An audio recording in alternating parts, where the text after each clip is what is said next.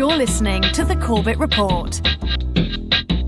CorbettReport.com. Welcome, ladies and gentlemen. Welcome back to the Corbett Report podcast. I'm your host, as always, James Corbett of CorbettReport.com, joining you on this 13th day of October 2017.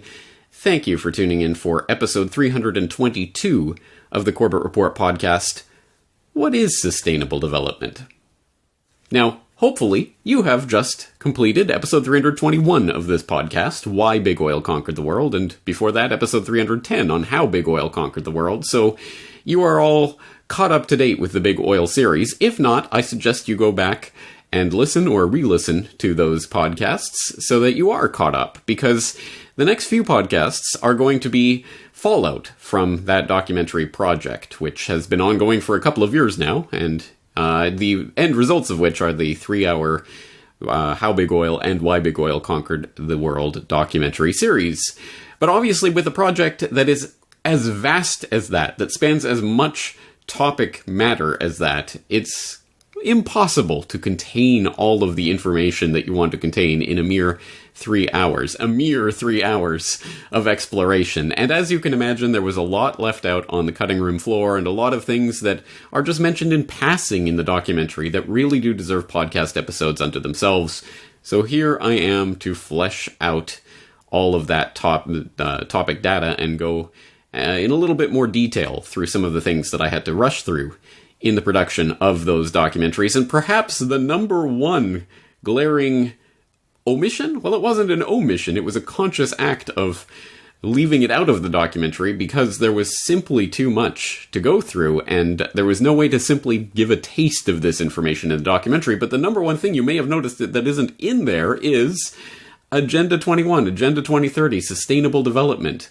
These are core, linchpin parts of the connection between the big oil environmentalism, the carbon eugenics, and the technocracy. This is one of the links, the bridges, that bridges those particular movements of the crypto-eugenic ideology. And it's extremely important, which is why I was attempting to put it in here and there in the Why Big Oil Conquered the World documentary, but I realized there was no way to really force it in there and do it justice. It really does deserve its entirely own documentary, and perhaps that will come in the future. But for the time being, we'll use this podcast today to flesh out this concept, because as I say, it is linchpin, it is integral to understanding the bigger picture of the carbon eugenics technocratic push of the modern day oligarchs and their push for this system of total control,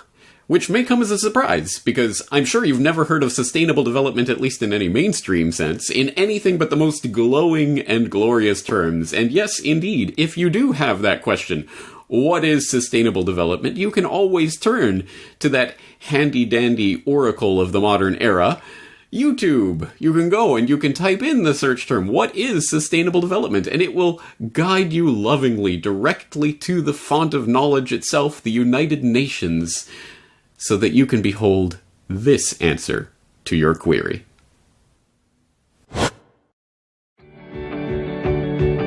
This September, 193 countries will meet at the UN to adopt new global goals. These 17 goals provide a roadmap that will help the world achieve sustainable development. But what exactly is sustainable development, and how does it affect us? Sustainable development is development that meets the needs of the present without compromising the ability of future generations to meet their own needs. But what does that mean? Everyone understands the need to grow their economies, but not everyone takes into account the negatives that unbalanced economic growth can have on the environment and on people's well-being. It's time to change that by looking at the world in a different way.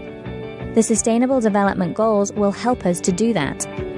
Sustainable development is about the big picture. It's about improving the lives of everyone, everywhere, and achieving all these things together. But it's also about the details. That means we want economies to grow, companies to thrive, and people to have decent work. We want to create new, innovative technologies, but not by harming the environment. We want everyone to have access to nutritious food regardless of where they live. We want affordable and quality education for everybody, not just a few. We want freedom of speech, but we don't want that to mean violence. But how can we achieve all of this, and where do we even start? Well, the 17 goals will mean member states, alongside civil society stakeholders and major groups, will be working together for the next 15 years, looking at ways we can do business differently so that everyone gains. With these 17 global goals as our guide, we can achieve sustainable development and live in a world where people and planet benefit. But we have to act now. This is the time for global action. To find out how you can get involved and learn more about the goals, go to www.un.org/sustainable development.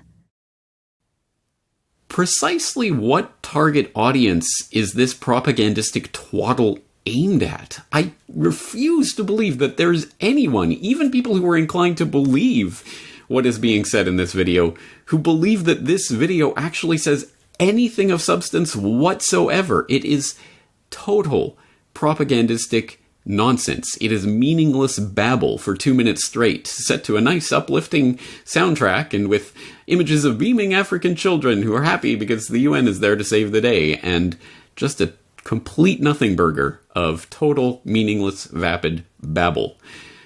If that did not satisfy your question about what is sustainable development, never fear, we will actually provide an answer in this podcast, but that's just to set the stage to let you know what it is we're up against, which is a full-on propagandistic assault that is designed to make you feel like sustainable development. It sounds like it's good. It sounds like it's manna from heaven. It sounds like it's something about being good for the environment, and people are happy, and everybody's sharing, and all of these things that sound warm and fuzzy, so it must be a good thing.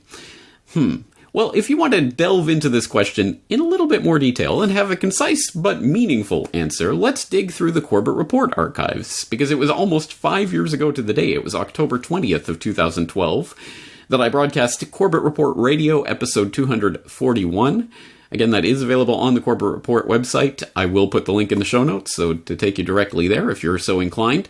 And in that episode of Corbett Report Radio, I talked to Rosa Corey of DemocratsAgainstUNAgenda21.com, which is quite a mouthful. So again, I will link that URL directly in the show notes if you're interested in going there. She is the author of Behind the Green Mask, UN Agenda 21, talking precisely about what at the time was known as Agenda 21 is now being pumped as Agenda 2030, and sustainable development. Well, perhaps we can start off for the benefit of the listeners out there who are encountering you for the first time or are unfamiliar with your work. Let's just hear a little bit about yourself and how you got interested in researching UN Agenda 21. Well, I'm a professional appraiser, a commercial appraiser. I was a district branch chief for the California Department of Transportation for about 30 years and an expert witness testifying in land use and land value. And about 10 or so years ago, I found that it was pretty difficult to determine what property was worth because people were being restricted in what they could do with their property. And around that same time, I was elected to an oversight committee on a redevelopment project, a huge project, and I researched it and found that it was fraudulent. So we sued to stop that, and while doing the research to find out what was behind that redevelopment project, I found United Nations Agenda 21, Sustainable Development. Well, let's talk about your book and how that came together and the type of research that you've done over the preceding years into this agenda. The book is, basically I wrote the book because I am traveling all over the United States and I just simply wasn't able to go everywhere. And I had the information and was able to put it together in a way that's very clear and understandable, and it's a quick, short read. And in that way, I was able to reach a lot more people because United Nations Agenda 21 Sustainable Development is a global plan, but it's implemented locally. So this is really important because it doesn't come called Agenda 21. So you have to know what it looks like in your town to be able to recognize it. Well, that's right. In fact, every time we have someone on to talk about Agenda 21, it's everyone has their own way of summing up what that is and how it's unfolding. So what's your take on what is United Nations Agenda 21? Agenda 21 is the action plan. It's the blueprint to inventory and control all land, all water, all plants, all minerals, all animals, all construction, all means of production, all information, all energy, all education, and all human beings in the world. That's it. It's totally comprehensive. It's so comprehensive. It goes into so many different aspects of everyone's everyday life that it's staggering to think that so few people actually have even heard of this Agenda 21, let alone know what it is. How can it function so that it maintains that level of secrecy while being completely out in the open? Yeah, it's brilliant. It's a stealth plan, and it's operating in plain sight. And that is because it's called by so many different names. You'll see it in your town as a regional plan, generally as One Bay Area or Vision 2025 or Our Future 2050, something like that. Because what it is, the plan was signed onto. It was an actual United Nations agreement signed onto in 1992 by our president, George H.W. Bush, along with 178 other national leaders.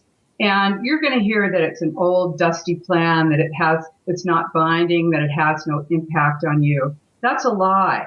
The truth is that it was brought back to the United States through the President's Council on Sustainable Development back in 1993. And all federal agencies changed their policies to conform with United Nations Agenda 21 Sustainable Development. That's right. Well, let's go back to some of the beginnings of this, because as you indicate, it was first signed as an agreement in 1992 at the Rio Earth Summit, but it has its roots in policies that go back at least to the 1970s. Let's talk a little bit about the history of these ideas of sustainable development and how they came together. Yeah, it's great. You know, it's the kind of thing that you think to yourself, well, how could I be against sustainability? Just sounds so great. I mean, who wants to be unsustainable? And of course, that term, sustainable development, is a term that comes right out of the United Nations, 1987, the Brundtland Commission, World Commission on Environment and Development. And they wrote a book called Our Common Future. And in that, the term sustainable development was first coined, formally given a definition. And that is, development that meets the needs of the present without compromising the ability of future generations to meet their needs. Sounds great, right? But this has its roots in prior meetings of the United Nations in 1972 and then again in 1976. The Habitat 1 and 2 determined that land, privately owned land, is actually a threat to the social equity of people on the planet. And this is a very vital part of United Nations Agenda 21 because it actually is an attack on private property ownership. And also, you have to remember that we ourselves are our own most important private property. And this plan actually enables domestic surveillance, the National Defense Authorization Act, drones, and control of all of our activities on the planet. Once again, Rosa Koire, author of Behind the Green Mask, UN Agenda 21. And I hope that gives a sense of the real agenda behind Agenda 21, not the warm and fuzzy feel-good rhetoric of the United Nations propaganda ads, but the real agenda about using people's natural concern for their fellow human beings and the state of the environment, and using that concern as a way to further an agenda of centralization and control. And in case it wasn't clear enough from that interview, you can turn to Behind the Green Mask, where you can read, again, in very simple, plain language, Rosa Koire's definition of what this agenda is. She says, in a nutshell, the plan calls for governments to take control of all land use and not leave any of the decision-making in the hands of private property owners. It is assumed that people are not good stewards of their land, and the government will do a better job if it is in control. Individual rights in general are to give way to the needs of communities as determined by a globalist governing body. Moreover, people should be rounded up off of the land and packed into human settlements or islands of human habitation, as they are called in the UN Agenda 21 documents, close to employment centers and transportation. Another program called the Wildlands Project, spells out how most of the land is to be set aside for non-humans. In anticipation of our objections to such plans, our civil rights will be dissolved. End quote. Well, it doesn't get much starker than that, and that is the base underlying part of this agenda through which we have to understand it.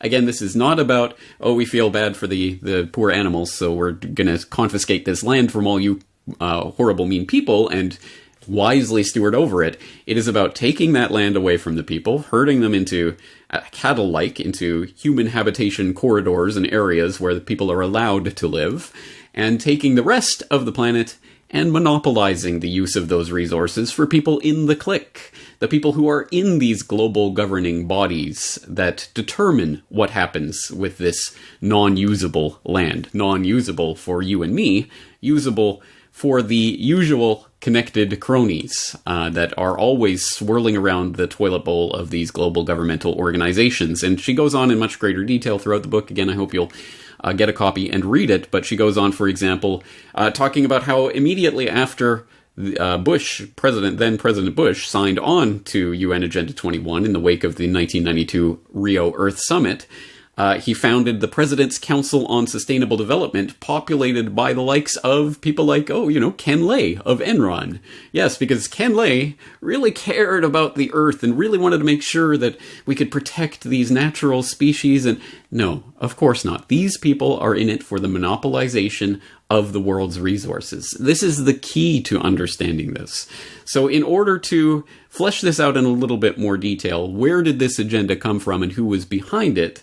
Let's turn to Patrick Wood, of course, the author of Technocracy Rising, who was one of the featured speakers in the Why Big Oil Conquered the World documentary. And there was a lot more that I recorded with Patrick Wood in our conversation that didn't make it into the documentary. So here's a little bit where Patrick Wood expands a little bit on UN Agenda 21 and its real roots. Who were the real players who were instrumental in forming this agenda? Agenda 21 was spawned in 1992 at the first Earth Summit that was held in Rio de Janeiro. The chairman of that Earth Summit was Maurice Strong, an important name in this whole movement. The Agenda 21 document was a 40-chapter book that was produced by the United Nations. It was published after that conference was ended. That was the agenda for the 21st century. That's why it was called Agenda 21. 21 stood for the 21st century. That was in 1992, and they figured that they had 8 years to get a running start at it to actually start implementing stuff by the year 2000. And this would kind of be the agenda for that period of time. However, to get some perspective on what was really going on, this was not something that just popped out of the UN like, some kind of spontaneous evolution or something. Not at all. The United Nations themselves give credit for Agenda 21 to a commission that it had implemented back in 1983, it terminated in 1987, that was called the Brundtland Commission, after the head of it, Gro Harlem Brundtland. And they challenged Brundtland to form this commission to talk about, to develop the economic policies and so on that they wanted to see. Well, it so happened that Gro Brundtland was a member of the Trilateral Commission. This is not surprising. This is how Rockefeller was able to get stuff done.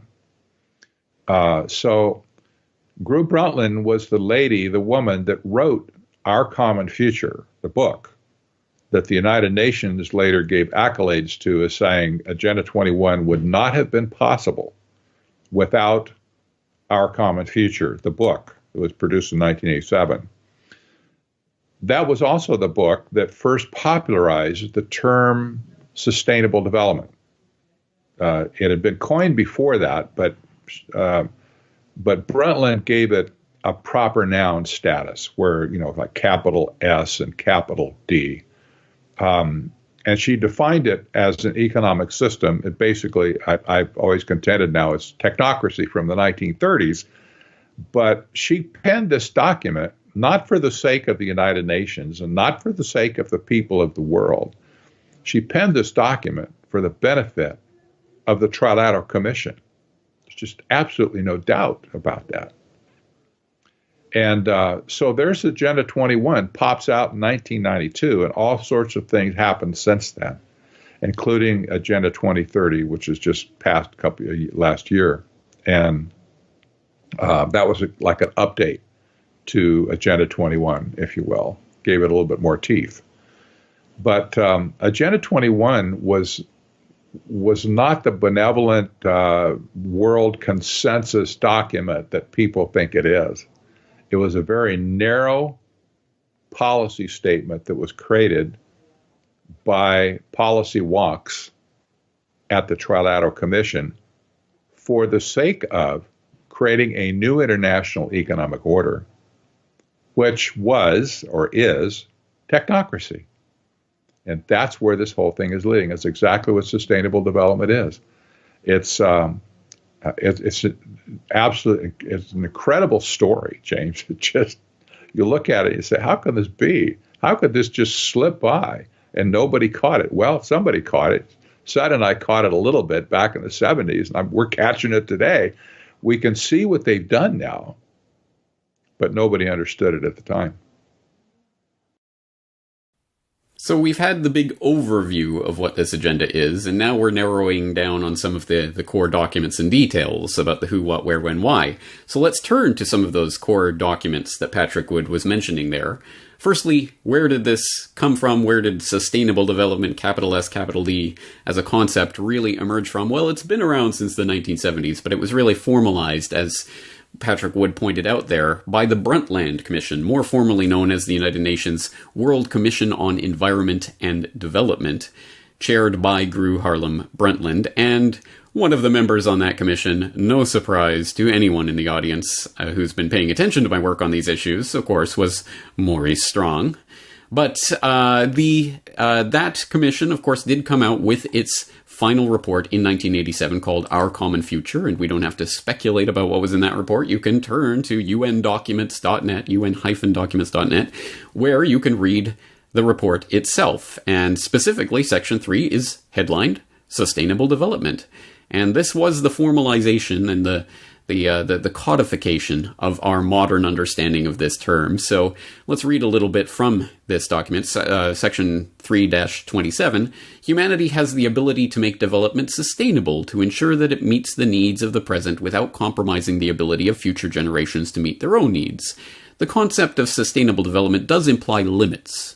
Not absolute limits, but limitations imposed by the present state of technology and social organization on environmental resources and by the ability of the biosphere to absorb the effects of human activities, etc., etc. I think we know that type of rhetoric and where it goes.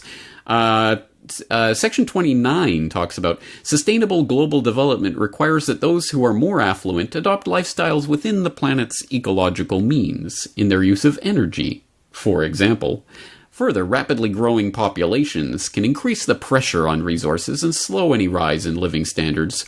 Thus, sustainable development can only be pursued if population size and growth are in harmony with the changing productive potential of the ecosystem.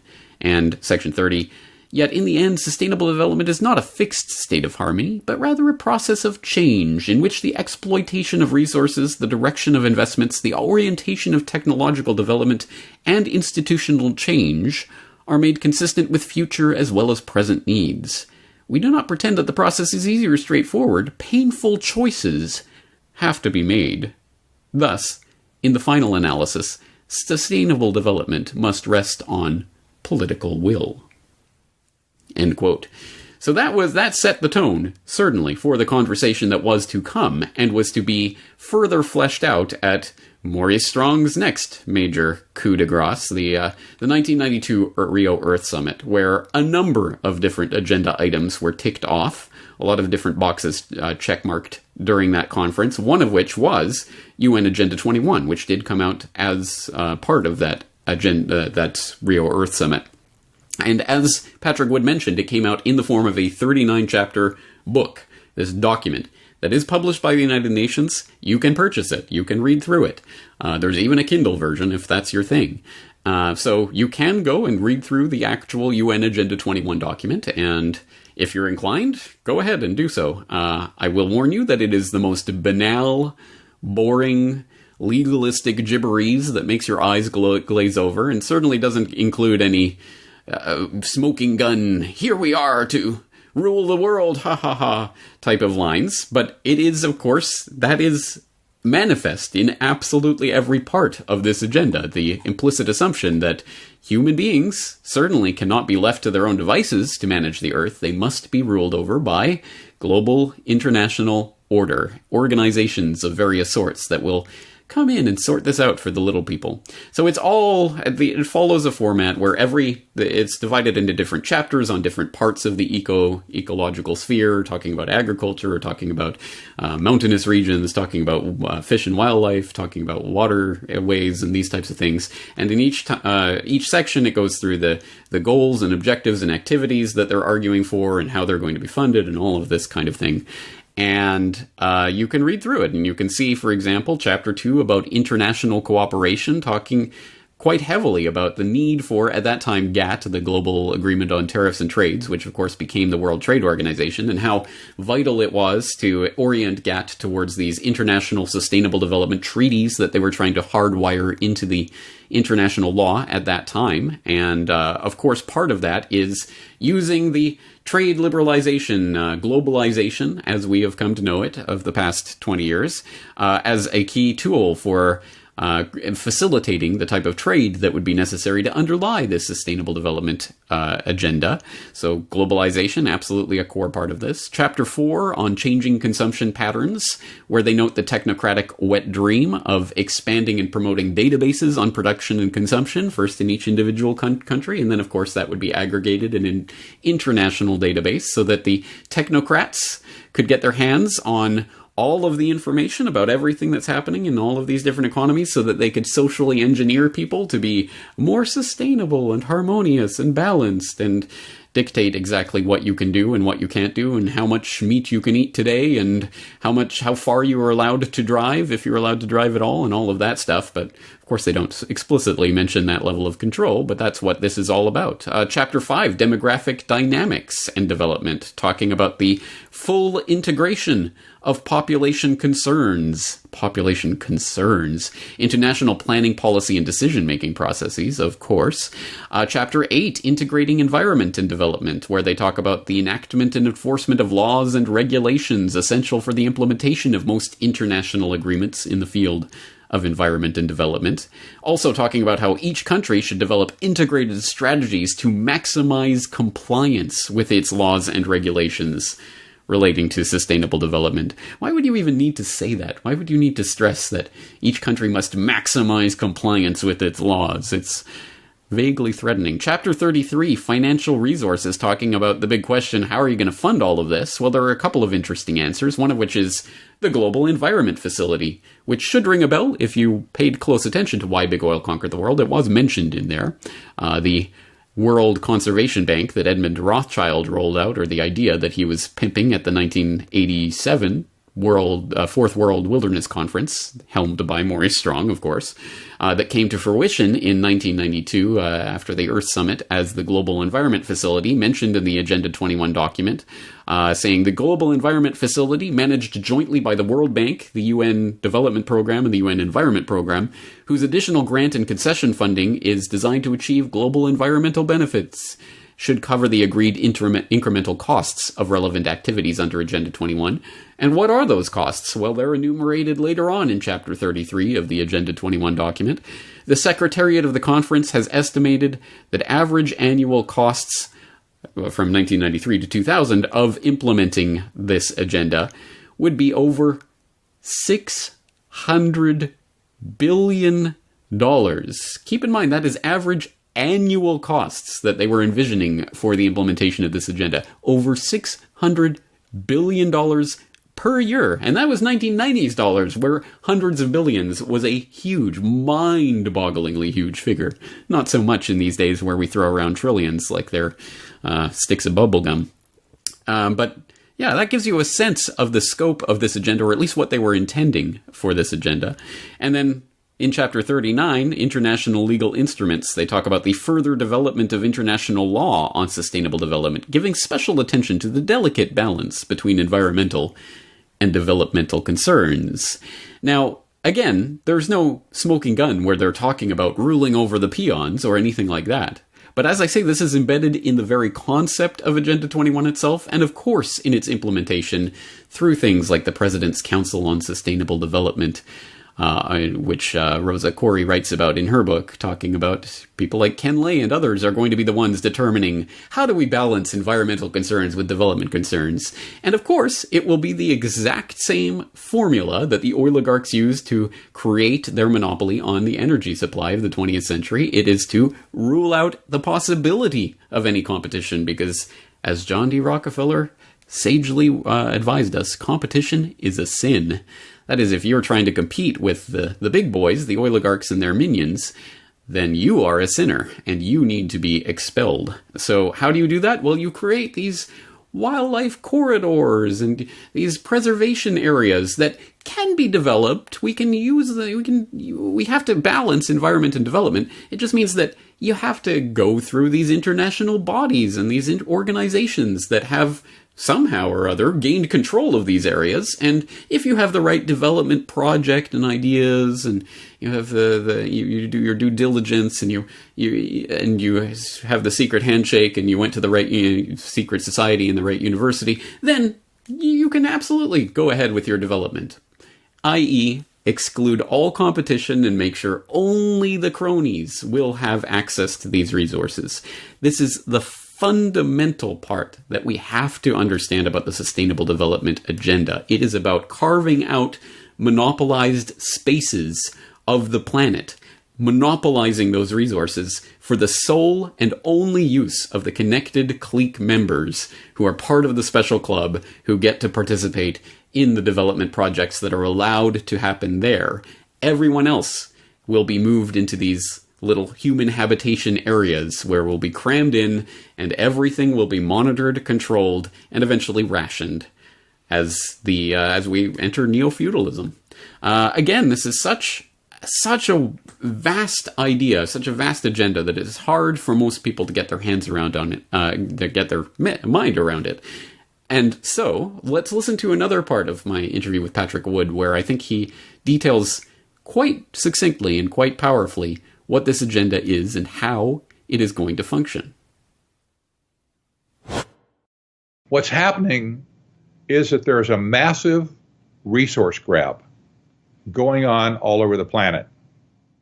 And when I say resource grab, you have to put yourself in Rockefeller's shoes and the banker's shoes, the Rothschild shoes and whatever, and say, what do you do when money wears out? What do you do? When you sucked all the value you can out of the monetary systems you created, what's left? Well, you and I don't think about those sort of things because we don't have that much money. But these people at the top, especially the bankers, I'm sure they stay up at night thinking, what's after money? What comes after money? The Rockefeller family, especially, has always been a resource-intensive family. That's what oil was all about in the first place. It was a resource, and they understood that energy would be the most important factor in the world over any other type of resource. They understood that. That's why they wanted to create a monopoly over energy. Well, today, as money has been sucked dry, the only thing left to do is to make a grab for the resources themselves. And that's what sustainable development is all about. is taking the resources of the world away from you and me, away from private companies that aren't part of the clique, if you will, and putting them into a global common trust that will be managed by them for their benefit.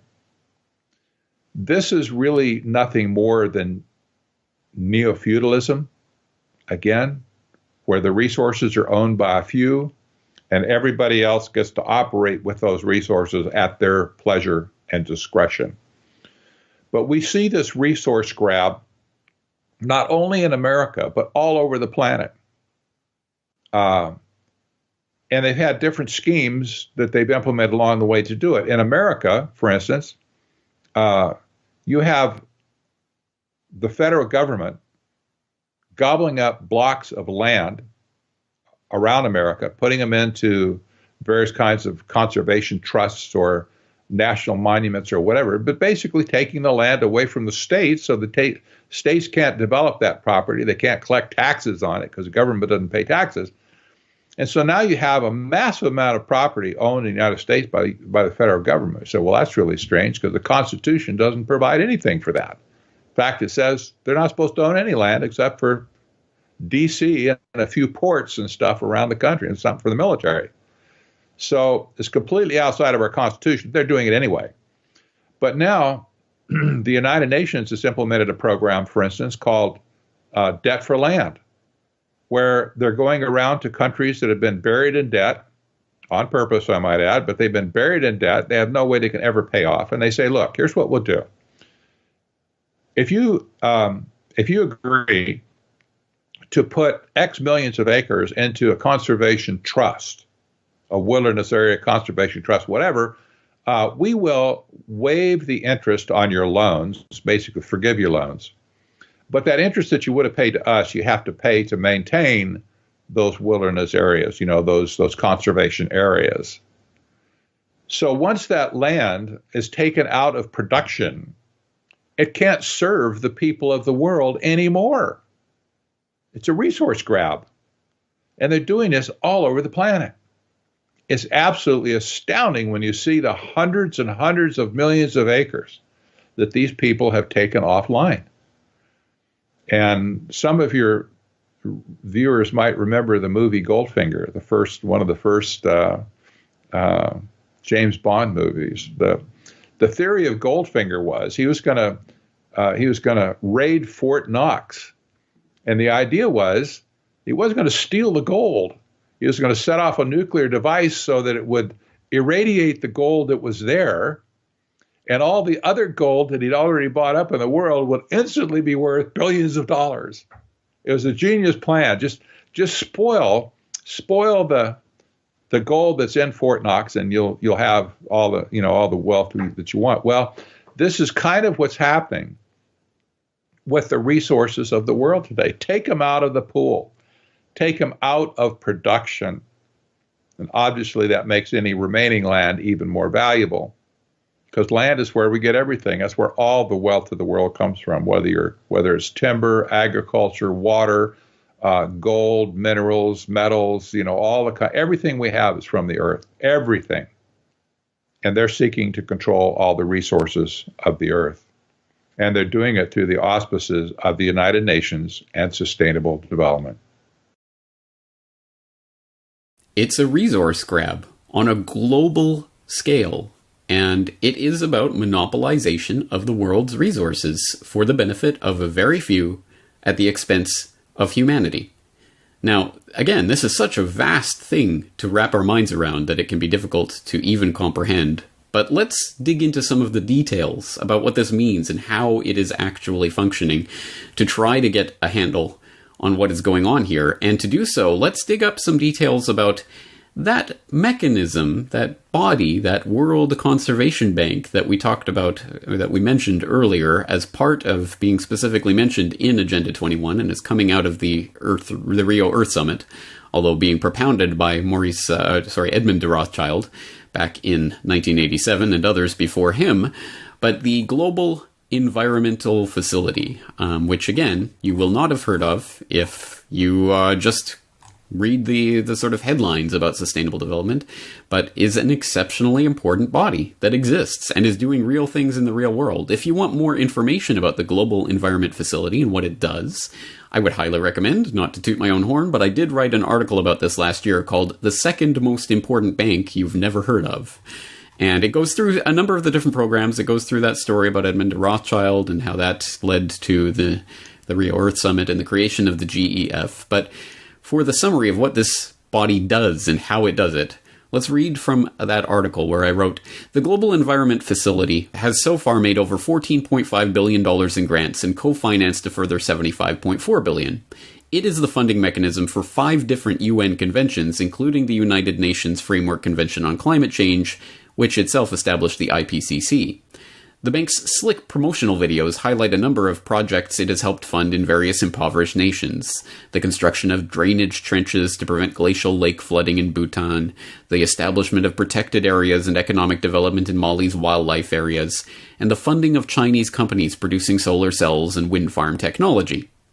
Supremely bizarre group chanting videos aside, we are the Global Environment Facility, and we're chanting for sustainability.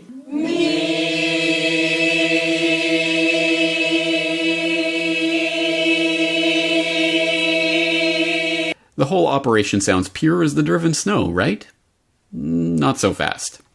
According to the GEF's website, the facility was established on the eve of the 1992 Rio Earth Summit to help tackle our planet's most pressing environmental problems. It has 18 implementing partners, including the Rockefeller-funded Food and Agricultural Organization, the Foundation-funded and corporate-friendly International Union for the Conservation of Nature, the Maurice Strong-created United Nations Environment Program, and the Prince Bernhard Prince Philip-founded World Wildlife Fund. If such a pedigree immediately casts doubt on the altruistic intentions of the bank, one is right to be skeptical. In reality, the GEF and its affiliated environmental finance organizations have an ulterior motive, using the debt chain sown by the World Bank and IMF on impoverished third world nations as leverage to gain control over vast swaths of these countries' lands and resources, and funnel money to the banksters' corporate cronies. Sound far-fetched? The practice is fully admitted to, well documented, and even has a catchy name: debt for nature swaps. The GEF's own documents describe debt for nature swaps this way. Debt for nature swaps are voluntary transactions in which a portion of a developing country's hard currency debt is cancelled or reduced by a creditor. In exchange, the debtor agrees to allocate a portion of its cancelled debt in local currency to environmental programs or projects. Initially, most were private swaps in which international environmental NGOs raised the funds and initiated the process. In recent years, many swaps have been bilateral, where both the creditor and debtor are governments. Other creditors can include commercial banks or commercial firms owed money by governments or developing countries. An interesting aside. Although it is generally touted as a win-win for debtor nations, with debt relief for the debtor and environmental protections that benefit the globe, the debt for nature scheme always comes with strings attached. The ceding of certain land for environmental development, for example, or the imposition of certain regulations and restrictions on a country's existing industries. As the Convention on Biological Diversity admits, the scheme usually comes with hefty transaction costs of between 1.5 and 5% of the face value of the debt itself. And the big winners of these projects are generally the ones contracted to do them, manage them, or direct the investments, not the locals who, like the Aborigines of Palawan Island, are kicked off their land and effectively wiped off the face of the map. Although it sounds scarcely believable, the debt for nature swap proposal has been kicking around since it was first suggested by Thomas Lovejoy of the World Wildlife Fund in 1984. It was first used in Bolivia in 1987, and by 1991, the Journal of the American Bar Association, the international lawyer, was publishing articles about the concept. By 1998, it had been hardwired into U.S. law through the Tropical Forest Conservation Act, which has so far facilitated $223 million in debt for nature deals with 14 different countries. End quote.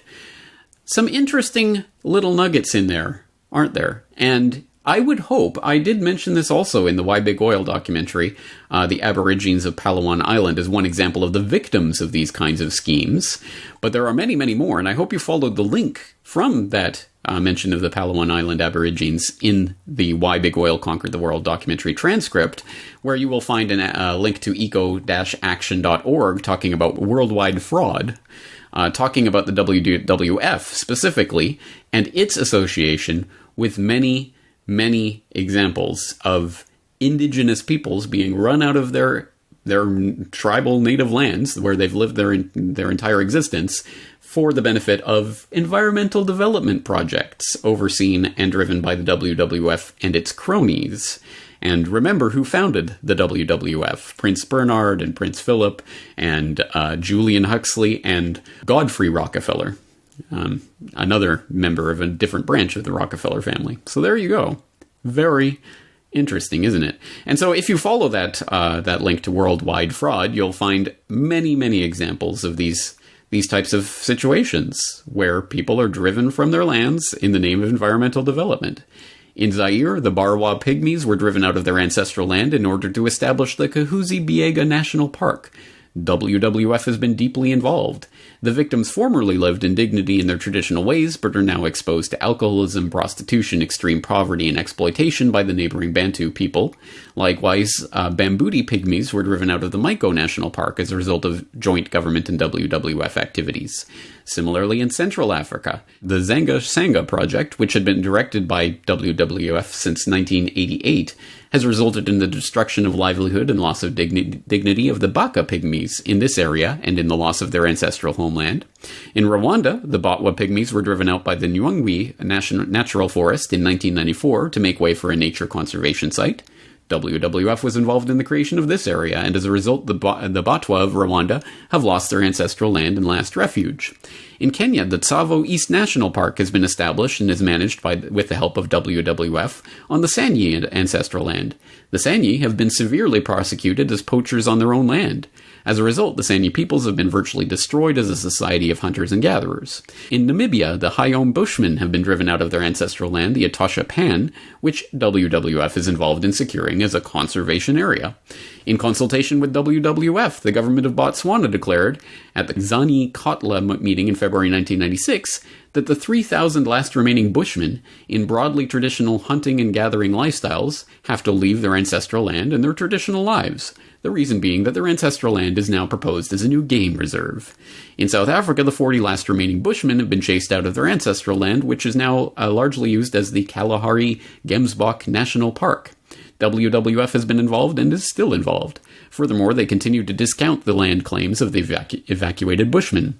In India, the Gujar nomads in Uttar Pradesh are victims of a nature conservation project, where WWF is directly involved. Also, the last few Aborigine peoples belonging to the Negrito race have been victimized by national park projects in the Nilgiri Mountains, where WWF was and still is active. Etc., etc. I think you get the idea. Please do go read through that article and look at the examples of how this has already been used time and time again as an excuse for driving people out of their lands and taking those lands over in the name of preserving nature and doing some development deals on the side, with transaction costs being funneled by commercial banks. Wonderful gig if you can get it, right? And don't think that this is some sort of ancient history or something that's been stopped in the recent past, because it still continues to go on to this day. Deserted and destroyed, these ruins in western Uganda are all that remains of a rural village, the residents allegedly evicted to make way for a timber plantation. For Bowman Elifazi, the memory is too much. He says his community was forced out at gunpoint by police and private security operatives, and that he lost everything. They cut down all our crops and burned our houses or destroyed them with bulldozers. People were scared of the guns, so they ran away and hid. They took everything we had. The land clearances, starting in 2006, were to make way for the New Forest Company, a British company with World Bank financing and UN accreditation to trade carbon credits.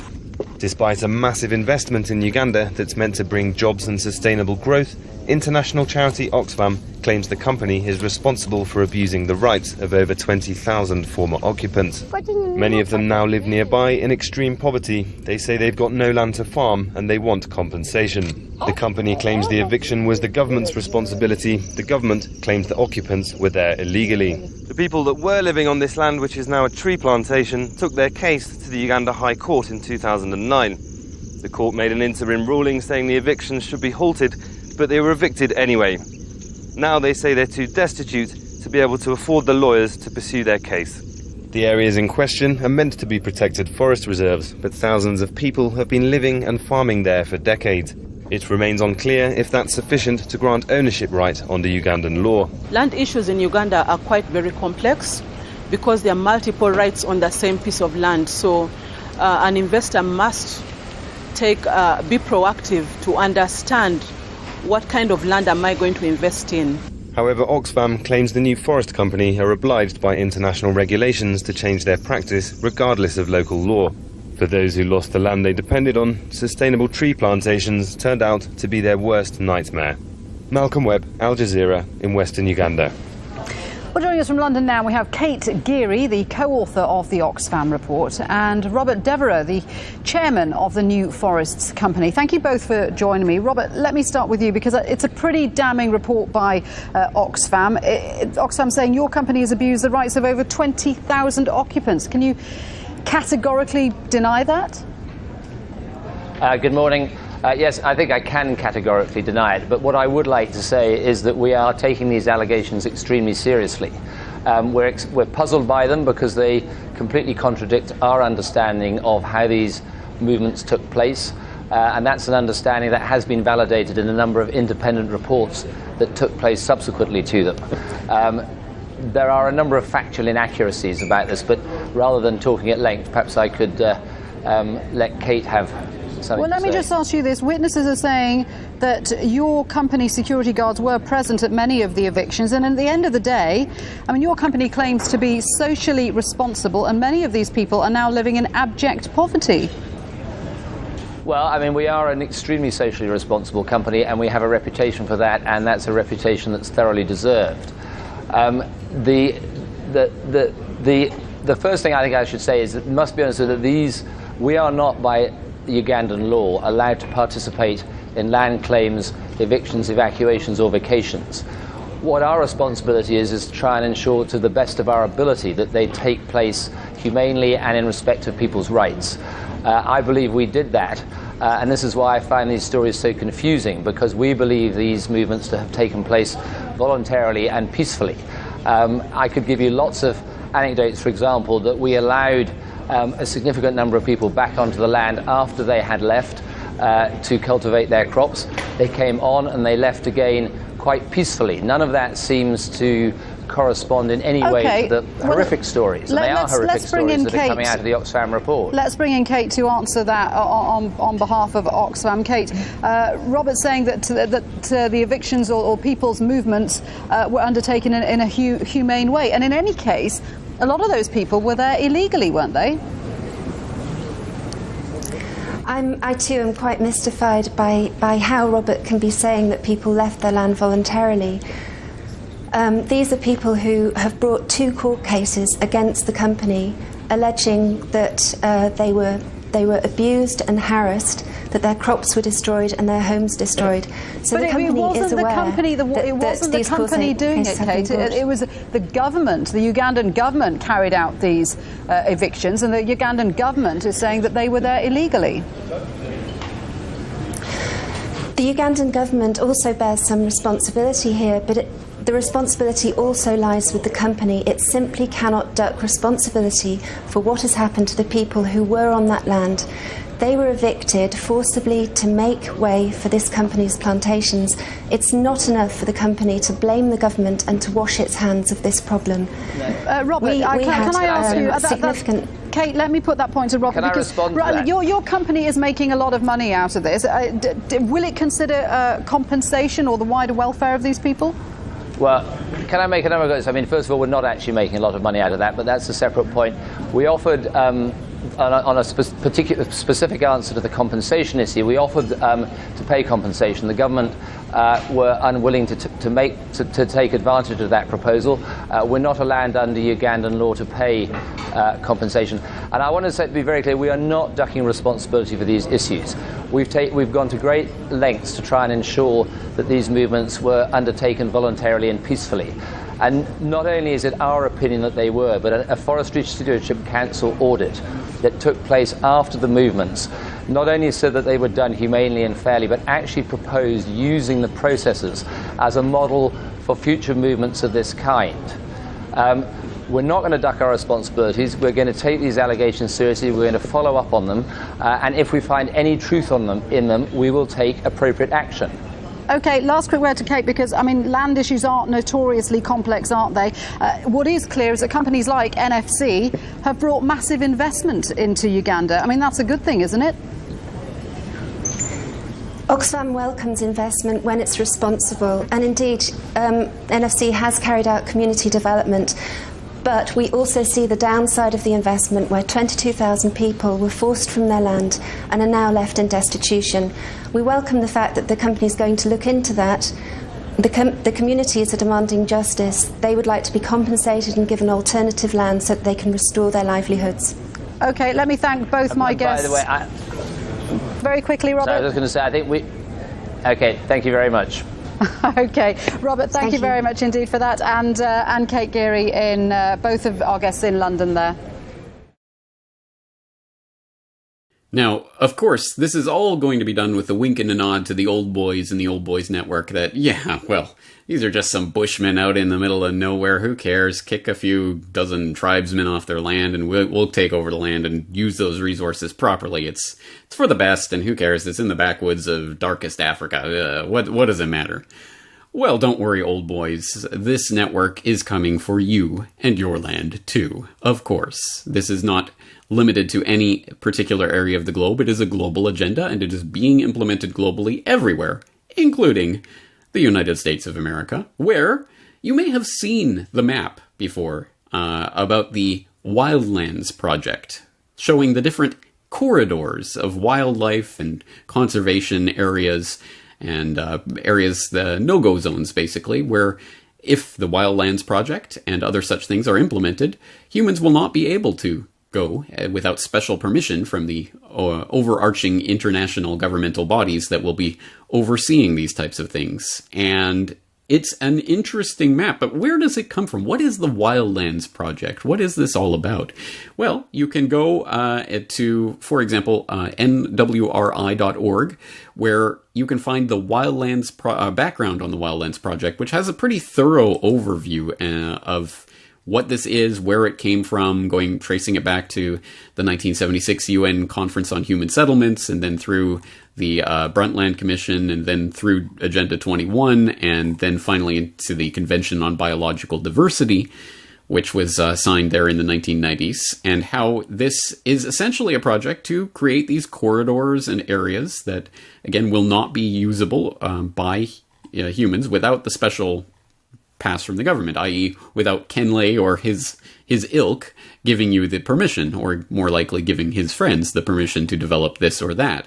And it goes through in this article in great detail about all of those things.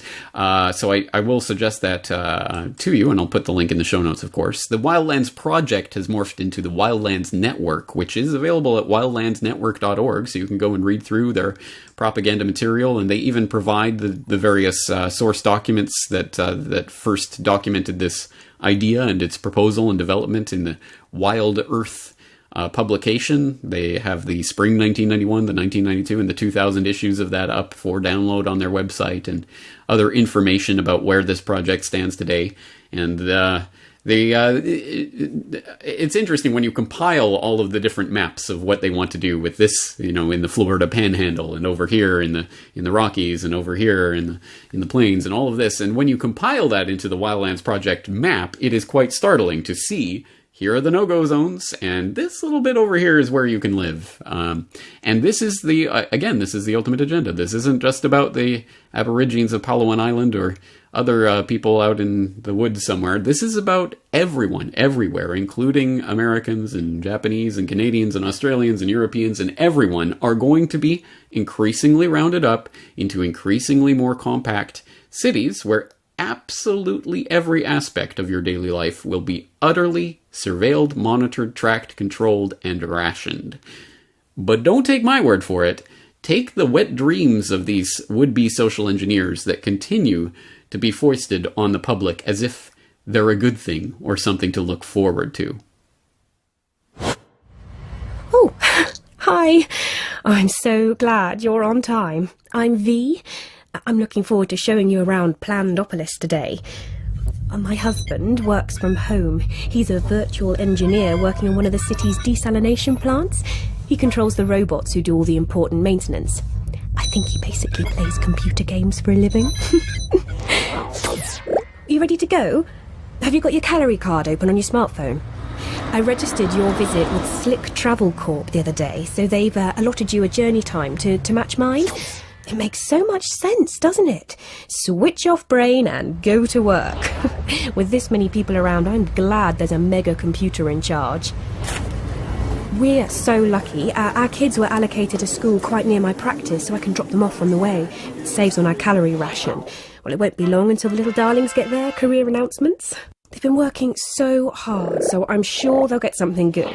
Not that there's anything wrong with fixing carbon scrubbers for a living or anything. Are you hungry? Let's pop to the market as we're passing. Right, what's on the menu this month? No, not meat. It's not your birthday. The Global Food Council are doing a really good job of keeping food production going. I mean, you don't get the choice you used to, but we're better off than most. I think it's probably easiest to walk from here. You barely see a car in the city centre nowadays, unless you're rich. Oh, the state knows they just aren't practical anymore. We're all trying to meet our global carbon deal. Electric bikes are so much better for getting around our neighbourhood. And why waste valuable space on car parks when you can use them to grow food? I don't care what you say, Alex. They don't deserve to live in that ghetto. They are completely disconnected. No high-speed transport system, no new internet. They miss out on jobs and many essential services too. Oh, hi again. What a day. I had to make an emergency visit to the Cry Freedom ghettos. I mean, I miss my sister like mad, but I'm glad they went when they moved to New Amsterdam. They're safe from climate change on the floating city. That must be her now. It's much easier to meet up with friends virtually now. So many cities have banned cars in central areas. Ooh, looks like she's got some juicy gossip. So this was on wefforum.org. That's the Davos site, the Davos Elite. And it was written by Ida Auken, a member of parliament in Denmark. And I checked, and as far as I could find, she hasn't been to Bilderberg or anything like that. But again, she's a member of the Davos Elite. We are 7 billion people now on the planet. We're going up to 9 billion. Think about 3 billion people entering the middle class, all wanting cars, mobile phones, computers, eating meat. I mean, this is a huge pressure on the resources we have. But she appears to be very much what I assume would be a Bernie Sanders style socialist. But she's also hoping that people in the near future will own nothing. That's their big answer to income inequality. They've been talking about it at these conferences for years. They've been talking about universal income, what to do when people can't work. And their answer is people of the future will own nothing. The Davos Elite, preparing for their annual confab next month, have acknowledged the growing problem of the underman who's threatened by the rising cost of living, discouraged by the lack of better paying opportunities overall, and all the other factors that go into living in the society that we've been in. And the answer of the 1%, and those even fewer who could be counted among the billionaires of the planet who own more than anyone else listed in the phone book, and their answer is that we should own nothing at all. And we talked a lot about the smart city, how much that's being used for control, but this goes beyond anything. It's straight into Marxist serfdom, actually without the problem of work and without the problem of the working man's struggle. So it's neo-feudalism, but with a new twist. Here's how it goes. Here's what Ida Aachen wrote in her column for Davos. Welcome to the year 2030. Welcome to my city, or should I say, our city. I don't own anything. I don't own a car. I don't own a house. I don't own any appliances or any clothes. I sound like I'm from a Dr. Seuss novel. It might seem odd to you, but it makes perfect sense for us in this city. Everything you considered a product has now become a service. We have access to transportation, accommodation, food, and all the things we need in our daily lives. One by one, these things became free, so it ended up not making sense for us to own much anymore. Why do you want to own your cell phone? I mean, you want the function, you want the service, right? Why do you want to own a cell phone if you can just lease it? And if you lease, why shouldn't you lease your refrigerator or your washing machine or your dishwasher? Or why do you want to own it? I mean, it's not like the plastic in the middle. It's like, I own a broke dishwasher. I mean, wow. People don't own cars anymore. There's driverless vehicles and flying cars for longer journeys. I think we've had that one promised before. So why don't you want to go into a business model where the company owns it? Ida Aachen writes that in 2030 in our city, we don't pay any rent because someone else is using our free space whenever we don't need it. Someone else is sleeping in your living room when you're not around, or cooking in your kitchen when you're done making dinner. She writes, my living room is being used for business meetings when I'm not there, and once in a while I will choose to cook for myself. It's easy. Even the necessary kitchen equipment isn't owned. It's delivered to the door by drones within minutes. Environmental problems seem so far away, she says, because of course it can never really be that far away from Agenda 21. She writes, the air's clean, the water's clean, and nobody would dare touch the protected areas of nature because they constitute such value to our well-being. No one is allowed to go into the wilderness, but in the cities, there's plenty of green space and plants and trees all over. This is sustainable development, and this is where it is being led by the international organizations, led by the same globalist crony insiders that have been pushing global geopolitics for decades, if not centuries. And it's all laid out in the documents. It's all there. It's just a question of putting it together and realizing the staggering scale of what is being proposed, the swindle that is being achieved. Now, there are a lot of details to get into about how this is being done, and we have to start talking about the global cities concept, and we have to start talking about ICLEI, ICLEI, and organizations like this, how it is going to be done through regional and municipal bodies, not more so than it is through the UN itself, which is going to be an overseer of these types of programs, but is not going to get its snoot too far into it because people would reject that. Or if it was the national government of any particular nation, it would be resisted. But if it's done at a local level, and if it's done under the cloak of these different terms, it can be very insidious. It's a very insidious way of cloaking and masking what is really happening. And it's incumbent on all of us to get read up and understand these things. And to that end, I will encourage you wholeheartedly to go and check the documents that will be in the show notes for this episode of the podcast, so you can find out more about this agenda and how it is unfolding. And the fact that it not only can be, but is actively being resisted, and effectively so, at the local level where it is being foisted upon us. There's no place like Kodiak. Traditional, self-reliant, natural, and free. But even Alaska is not immune to the whims of corrupt officials. As the long arm of one particular program, Agenda 21, started reaching around the country, a local resident, Jamie Fagan, knew he had to do something. Kodiak was his home.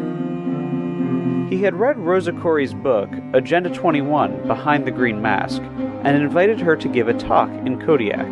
Many people came to listen and understood what she had to say. The event was rather timely. Soon after, the people of Kodiak, with the sharp eye of local resident Kyle Crow, started finding out about a brand new zoning code about to impact the island. They found the revisions horrific. The revisions incorporated many of the suggestions of the United Nations' 1992 Agenda 21 treaty, including making it easier for local officials to seize private property. It would tell them how to live, who to sell to, and how to operate their businesses. It would also impose steep fines of up to $1,000 per day for violations. Refusal to pay for over 30 days would allow borough officials to confiscate property. The nearly 340 pages of new laws were virtually unreadable. Jamie reached out to the Solutions Institute. Rose's talk had shown the people of Kodiak what they were up against. The Solutions Institute helped show them what they could do. They got to work. The Solutions Institute helped them choose a name, set up a Facebook group, and create videos. Grassroots Kodiak volunteers put information about the proposed zoning changes and what was at stake on postcards and mailed them to all 5,500 addresses in Kodiak. It was a call to action. When the Borough Assembly met in February 2015, activists were ready. Amidst a wet night with flooded roads, more than 300 of the 13,000 people in Kodiak attended. There were 69 speeches in all. The activists were proud of their town, but the people didn't prevail that night. The Borough Assembly showed no sign of abandoning their plans, and that meant one thing. There was more work to do. Grassroots Kodiak kept up the pressure, and when the matter came to a vote on March 12, 2015, they won. The council voted unanimously to scrap the code inspired by Agenda 21. This agenda can be defeated, it can be brought down, but only if we are aware of the agenda and aware of the things that are taking place at the local level each and every day, let alone these national and global plans. This is where the rubber meets the road, and this is why they're attempting to implement it in little things that will slip your attention. Oh, the local city council just passed this thing, and oh, now we're part of this smart, strong cities network, and all of these very insidious ways of getting people on board with an agenda that they may not even understand is happening, let alone understand why it needs to be resisted, which is why you are the resistance if you are getting this message, and if you understand what is at stake here. This is why you need to be part of the process of informing others and getting them motivated to fight this agenda. So, again, lots of documents and links in the show notes for you to get started in your research on this. And as you see, I think you understand how, again, this part, the Sustainable Development, Agenda 21, Agenda 2030, global goals, fits in with the whole picture that's being painted here of eugenics and climate change and technocracy. They all swirl around, and they're all painted in wonderful terms that it's saving you, it's helping you, it's for the earth, it's for whatever, it's for the best of humanity. And it's always about controlling you and trying to get you out and the globalist cronies in. Competition is a sin, right? J.D. Rockefeller? So, as I say, there's plenty more to be said about a lot of the different concepts that were developed in Why Big Oil Conquered the World, and we'll be doing so in this podcast in the coming weeks. I hope you will be here to join me for that. Once again, James Corbett of CorbettReport.com. Available now from CorbettReport.com. Oil. The 19th century was transformed by it. The 20th century was shaped by it. And the 21st century is moving beyond it. But who gave birth to the oil industry? And what are they planning to do with that power in a post-carbon world? Heirs to an oil fortune join the divestment drive. There is a price to carbon in their future. The negative impact of population growth. That is important not only for the planet, it is important for the business. What do you see as the biggest challenges in conservation? The growing human population. How and why Big Oil conquered the world. Watch the documentary for free or purchase a DVD copy at CorbettReport.com/BigOil.